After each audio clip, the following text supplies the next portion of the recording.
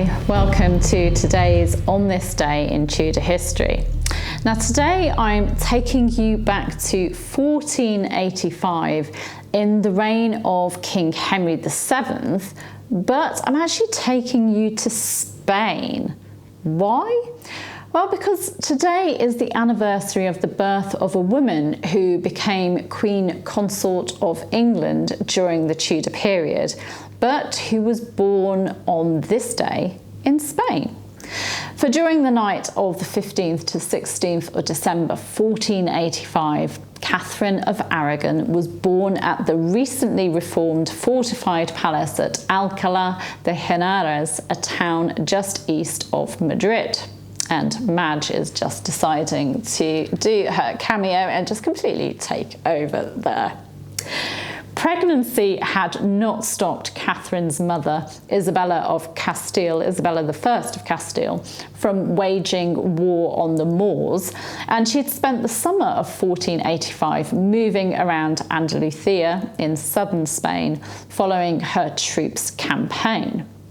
Isabella and her troops finished warring for the year in September 1485, and the royal court travelled from Andalusia to Alcalá for the winter and for the impending birth of her baby. Catherine of Aragon, or Catalina de Aragon, as she's known in Spain, was the last of Ferdinand II of Aragon and Isabella I's children. And she was named after her maternal great-grandmother, Catalina of Castile, or Catherine of Lancaster. Giles Tremlett, in his excellent biography of Catherine, I'd highly recommend that book, writes of how we know various details about Catherine's childhood because these details were recorded by Gonzalo de Baeza, Isabella's treasurer. For example, we know that Catherine was baptised by the Bishop of Palencia and that she wore a white brocade gown trimmed with gold lace and lined with green velvet, and that Dutch Alander linen was used to make her sheets, pillowcases, nightshirts and bibs. We also know that scarlet Florentine cloth was ordered to make clothes, fresh cotton was used to stuff her crib mattress, a brass basin was used for washing her, and that she owned a perfume sprinkler. These are such interesting little insights into the life of a newborn Spanish princess who would, of course, one day become Queen of England. When Catherine was just 3 years old, it was agreed that she should be betrothed to the heir to the English throne, Arthur, Prince of Wales, eldest son of King Henry VII and Elizabeth of York. The English ambassadors Richard Namphan and Thomas Savage visited Medina del Campo in Spain in March 1489 to meet Ferdinand and Isabella and to discuss the matter. They saw little Catherine and were obviously happy with what they saw, as the Treaty of Medina del Campo, a marriage alliance between England and Spain, was agreed and signed. Catherine arrived in England in October 1501 and married Arthur, Prince of Wales, in November 1501. Now, Catherine was destined to be Queen of England, but not with Arthur at her side.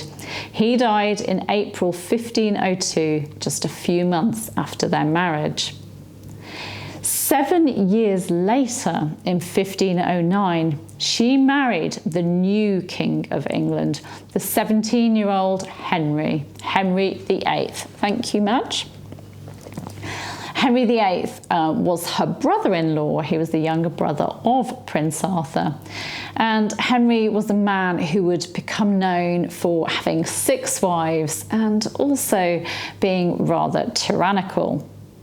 Catherine's motto as Queen Consort was humble and loyal, and her badge was a pomegranate, a symbol of fertility. Unfortunately, even though Catherine was very fertile, she experienced 6 pregnancies that we know of. The only surviving children were a boy, Henry, Duke of Cornwall, who died when he was just 52 days old, and a daughter who would become Queen Mary I of England. The lack of a living male heir was seen by King Henry VIII as a sign from God that their marriage was wrong and contrary to God's law, and he started the great matter, his famous quest for an annulment. Their marriage was finally annulled in 1533, and her former husband ordered that Catherine should be known as Princess Dowager of Wales and not Queen. Catherine never accepted this. She never accepted her new title or the annulment of her marriage, referring to herself as Queen right up until her death on the 7th of January 1536. Her daughter Mary became Queen in July 1553 and reigned until her death on the 17th of November 1558. So that's Catherine of Aragon for you, just a little bit of a potted history and a few details about her infancy there. For she was born on this day in history in 1485 in Spain. Thank you for joining me. You can subscribe to this channel by clicking round about there. You can hit the bell to be notified as these videos go live, which is on a daily basis. And you can give me a like if you've enjoyed this talk, and you can leave comments too. I really, really do appreciate you following what I do. Thank you. Bye-bye.